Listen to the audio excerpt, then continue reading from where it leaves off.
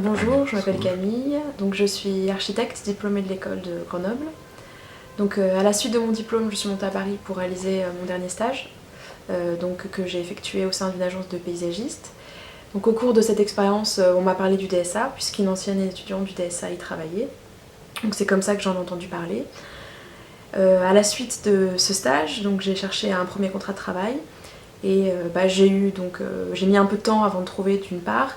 Et deuxième chose, je me trouvais assez peu légitime pour pouvoir intégrer des agences d'architecture et d'urbanisme sans expérience et avec mon seul diplôme.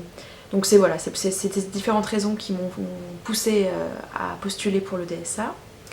Donc ensuite, les points forts du DSA, je dirais qu'il y a donc tout d'abord les semaines thématiques qui sont très riches de par leur contenu et de par la qualité des intervenants. Donc elles donnent une bonne culture générale d'urbanisme, on peut dire ça comme ça. Et elles permettent d'appréhender un peu plus et un peu mieux le processus de projet urbain, de comprendre le jeu d'acteurs, un certain nombre de sujets qui sont propres au métier. Donc deuxième point fort, c'est les études qui touchent à des sujets plutôt d'actualité, qui sont assez divers, variés.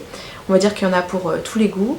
Moi j'ai eu la chance de travailler sur le territoire de la Guyane, lors de ma première étude, et donc d'aller 2 fois sur le territoire guyanais dans le cadre du DSA.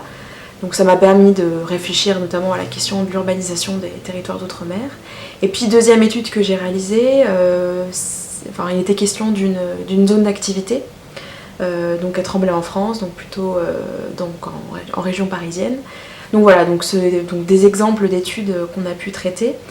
Et je dirais que c'est 2 belles références qu'on peut mettre en valeur assez facilement dans son portfolio et également lors d'un entretien d'embauche. Donc ensuite, est-ce que le DSA m'a permis de trouver et de m'intégrer, on va dire, de trouver du travail et de m'intégrer à la vie professionnelle? Oui, puisqu'à la suite du DSA, j'ai pas eu trop de problèmes pour trouver ma mise en situation professionnelle. Donc là, j'ai travaillé pendant 6 mois dans une agence de prospective territoriale et de stratégie urbaine à Lyon. Et là, les choses suivent leur cours. Je viens de trouver un nouveau contrat sur Paris, dans une agence d'architecture et d'urbanisme plus opérationnelle. Donc voilà, moi je pense que le DSA est vraiment un bon passeport pour pouvoir intégrer ce genre de structure.